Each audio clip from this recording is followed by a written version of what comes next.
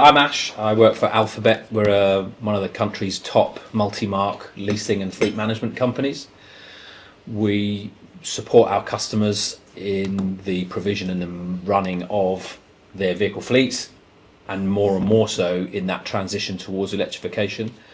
So for me today, if there's any insight I can offer from the leasing and fleet management industry, then I'm always happy to talk to anyone that wants to ask questions. But actually for me, I think what I'd like to take away is understanding where everybody is on their own transition, because everyone's at a different stage, everyone's on a different journey, and actually getting a clearer understanding of some of the hurdles people are facing, some of the objections they've had, whether that's internally or externally, would be really helpful to us, because it helps then shape our proposition moving forwards, so we can give those end user fleets what you need to be successful. I work for local authorities, so part of a Solent in Hampshire authority where we are transitioning to move most of our fleet onto electric vehicles, but also working with county colleagues to instill significant ambitious targets of of charges on our street scenes and things like that. So I've come along today really as an educational piece to get a better understanding of how we would consider that, and kind of models we would look at.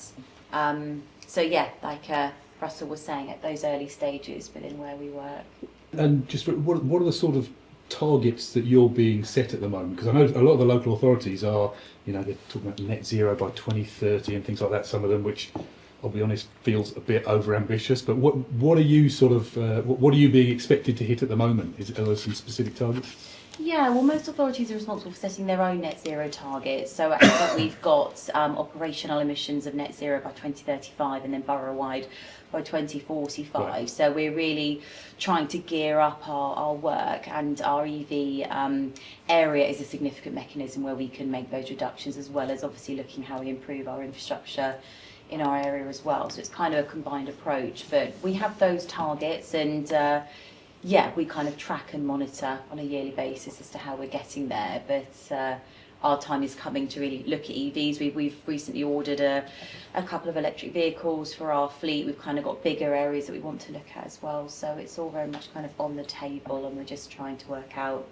best ways of implementation and models, and kind of how they can work with us to help get those targets. So I work for Sussex Community NHS Foundation Trust, actually over the road. We've been on this sustainability journey probably for about 12 years or so now.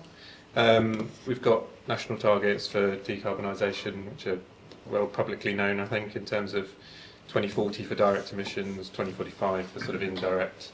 And I think we recognised early on that we wouldn't be able to meet those targets unless we, pushed forward with electrification fairly quickly. So it's almost out of necessity in terms of converting the fleet in order to hit the target, rather than sort of the other way around, in which case.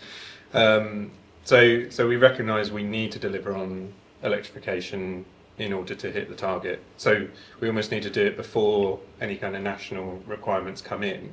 Otherwise we won't be hitting the target. Based on the kind of care that we provide. We do a lot of care for people in the community as well, as much as at healthcare sites and hospitals.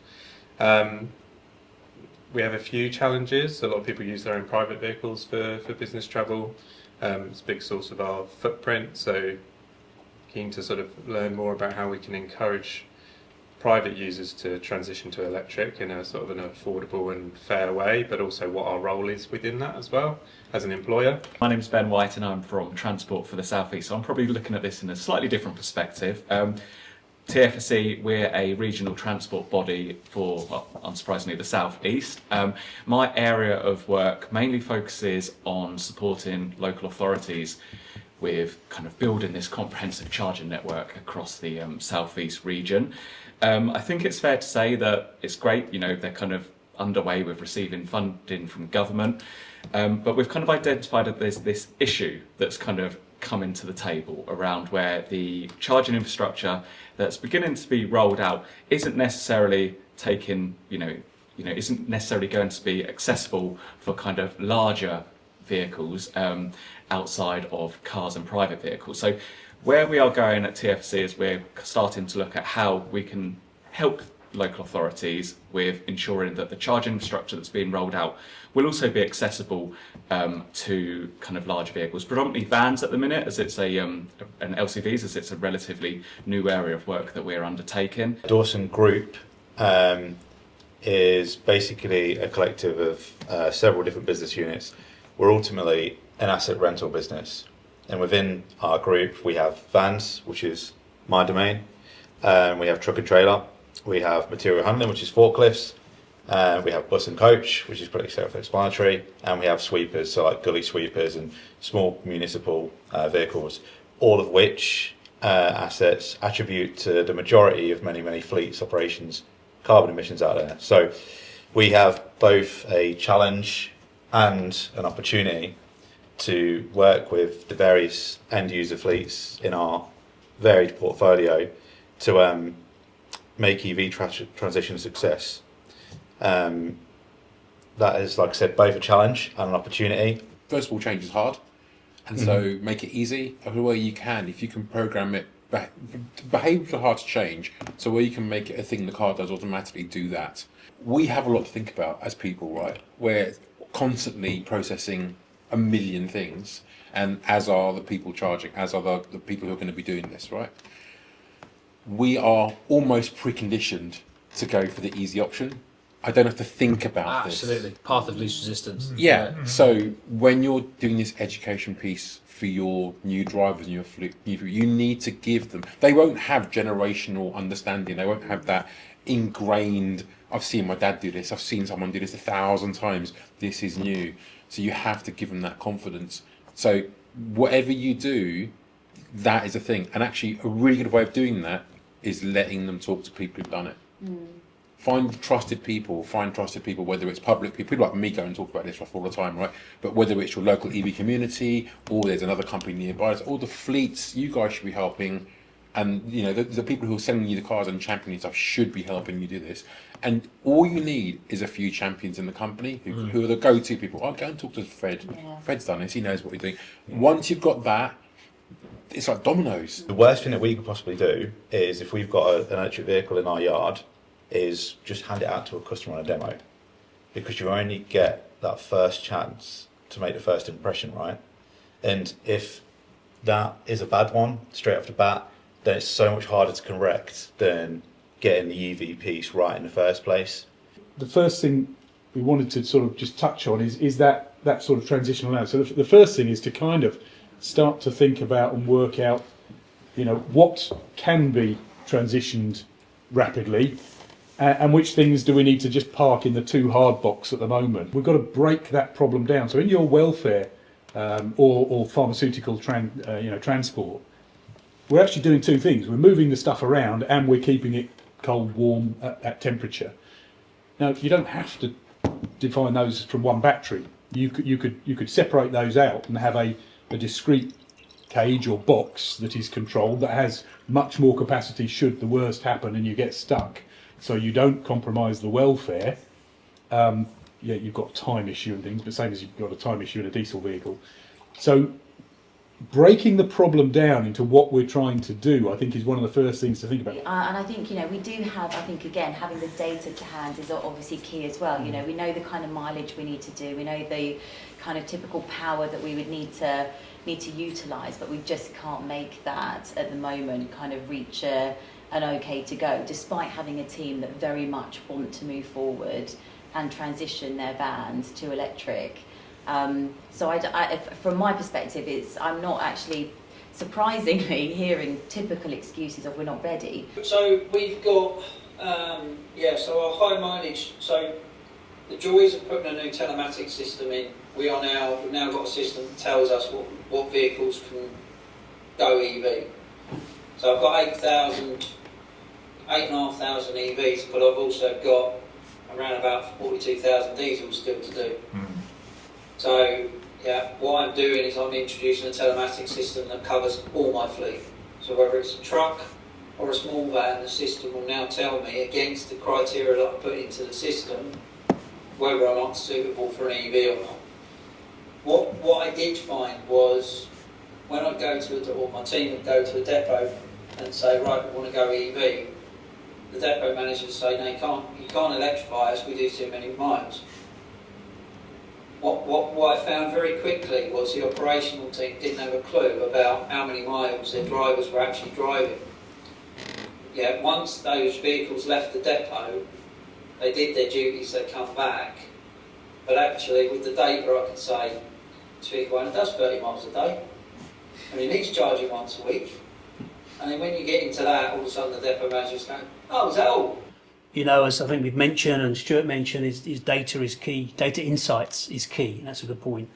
You know, if you know, if you don't have that data, there's no starting point. And I think to understand what's possible, what's feasible, the return on the investments, all of that is data driven. So I think for me, it's, what case obviously I already know it's about technology doing a bit more of the heavy lifting, but that's the educational piece. And we continue to meet with lots of fleet operators that are at first base, and that we can help them understand what is available, how technology can help on their journey, and so that's the kind of takeaway from these events that I get.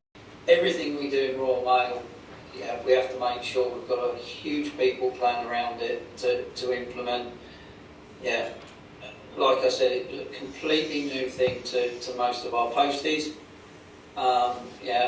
Most of them thought it was rubbish technology, wouldn't work, etc., etc. The moment we put it in, and the moment somebody drove one, all of a sudden their views changed. I spend a lot of time in rooms quietly talking about people. So it's not just about big trucks and big vans and fleets and so on and so forth. All of those things come down to people. There's the stories behind it, and that helps sell it to government, it helps sell it inside businesses, it makes them understand why we have to do this stuff and how we can, a small change for someone at the bottom can have really big impacts up higher. Not just a case of posting, it was we had to take a huge amount of managers on the journey and everything else that goes with it. So I talk loads about the change curve, and you've got to take people through that, and you've got to respect the steps of the change curve, otherwise you'll soon find out that EVs can be really problematic for you. Yeah. One of the things that we've seen can help is enabling your staff to access EVs, even in their personal life, salary sacrifice schemes obviously are really, really popular at the moment. I think NHS have got Salsac and things, and those make it very attractive if you're in the market for a new car, or actually second-hand car or EV in Scotland and things, but also workplace chargers. So sometimes those things, sort of softer measures that enable your staff to experience EVs in their own life can demystify the technology, so that they're then pulling for it in their work life as well. It is. It's about that education piece. There are many benefits, and it's pulling out exactly what Stuart said. It's less time off the road for that vehicle. All right. So therefore, more jobs can get done and less cost.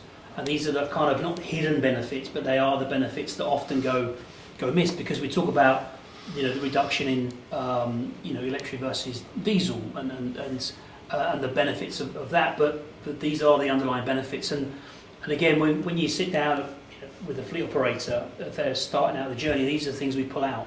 We understand what those financial benefits are, because that goes into the pot when we start to justify the cost of buying the vehicles, and more importantly, the infrastructure. If you've got the money, great, but Royal Mail has budgets and everything else, and we can't just keep putting the price of a stamp up to fund all of this. So we have to work within a set budget. The way we do that, and the way that's critical, and I would ask you to do all of this, is we look at what we need, and we look at what we can do with what we've got before we ask for more. Then when we ask for more, we have a reasonable conversation with the power supply companies, as DNOs, distribution network operators, and they might say to us, well, this substation's only got 200 kVA, you want 300, and we'll say, right, what's the cost of getting a 300? They'll say a substation, that's $500,000 if you want to do it. Right, okay, Royal Mail can't afford $500,000. If we take the 200 kVA, what can we do with that? And how many charge posts? And what we might be looking at, we might be putting in, 7 kilowatt chargers. What we might do is say, actually, We can't put all the 7 kilowatts with what we've got, power supply available. Well, down dial that, we'll put a rapid charger in. Yeah, so we'll put a 50 kilowatt in there instead, and we'll just have a charging plan that says you have a queuing system, like you would a fueling station, and we do it like that, rather than an overnight charging facility. Yeah. So there's ways and means you can flex that don't mean you have to break budget. Kind of taking it back to kind of more reality of not Teslas, but for example, we have a number of vans in our fleet that has to do long distance down to Devon for animal welfare. They have to make sure conditions of the dogs are safe and completely hit the nail on the head in terms of productivity. They're going to have to stop to charge for a longer amount of time. It's actually, it's not just productivity of work time and cost associated with that, it's the comfortableness of the animals they're transporting as well as that long journey. So those are all, I feel, very much legitimate considerations with that transition. And I think And that reads comes that with reads it quite is poor, genuine the charges. consideration, but I think it comes from, we're always challenging kind of myth busting as well in local authority, in that they haven't obviously seen a product that can stand up and say we can ensure that that can be accomplished. And I think you have to be realistic. I think a lot of people are daunted that, like, wow, I've got to change my whole fleet, but it's not that case. And those very much like, you know, ones with welfare concerns attached to them, I think they have to come later when certain, you know, when charging infrastructure is a lot more forgiving of those extreme scenarios. I think it's good debate as well. I think clearly, like, there's still some people out there that's making their first steps, if you don't mind me saying, in their journey. And I hope it's been insightful for yourself. But it's always we're dealing with so many different fleets out there. Like, there's no one size fits all approach. But I think the technology available to us, just your example, for instance, and you know, other stuff like that. I think that there's such a kind of skill gap, if you know what I mean, where people, you know, that their journey could be made so much more efficient, if you like, with like inviting a bit of that technology in. And I think it's like some people might even not know that technology exists to that extent. Exactly that. So I think it's all about, you know, exposure, and you know, you've really got to drive it, unfortunately, and really, like, you know, seek for that them resources. So Good point. but I think it's a hell of a lot easier than the early adopters, Stuart, for example. Yeah. So, Yeah, but I think there's so much more to come. You haven't got to do this on your own. You know, there's lots of people willing to collaborate. There's lots of people at different stages of the journey. So find others that are maybe ahead of you. What did they do? And go and seek advice. I mean, obviously, from my perspective, hearing everyone else's kind of perspectives and point of view has been extremely useful, and we are early on in this journey, and I think a lot of what's been discussed is things that we are thinking about, which is good. But I would probably say my takeaway is, like you say about the fear, but it's building that trust. I think trust in the product, trust in the process, trust in the outputs, and therefore trust in that journey, really. And that comes with the data and education piece that we've kind of talked quite a bit today, kind of over and about. And I couldn't support it more. And I think there's definitely things that we could do to build on that. You know, this is not a vehicle problem. It's an energy problem, or an energy challenge, let's say, an energy opportunity. The vehicle bit of it is pretty much done. And that was one of my key messages into the original truck programme, that what became before ZHID was zero emission road freight, and it was, the trucks aren't going to be the problem, guys. It's going to be about how we get the energy to them, how you get them charged up, how much battery you can store on board. You can drive a vehicle with electricity pretty easily. It's a bit like combustion engines. You can run an engine on pretty much anything that will burn. Making it clean, reliable, durable, all these things is the tricky bit. And this is an energy challenge, an opportunity. The vehicle's kind of coming along for the ride. So Generally, as people, we don't want to see other people get hurt. And so if we can see a pitfall coming for someone else, we want to help them. And this room definitely showed a lot of that. You know, there's conversations where, like, we've done this, we've fallen over here, keep open, keep questioning, keep doing this stuff. And that really came out today, and I really enjoyed that, because sometimes you're in a room, you're like, these people are a bit guarded about their top secret, their trades. Everyone here was super collaborative, super interested in helping people. Makes a big difference. So I think actually my learning is it's kind of what I already knew anyway, but I think it's been made very apparent today that everybody is willing and keen to support others on this electrification journey. And I think the strapline I would take from that is written on your t-shirt sleeve, hashtag collaboration, Yeah. because that's what it's all about.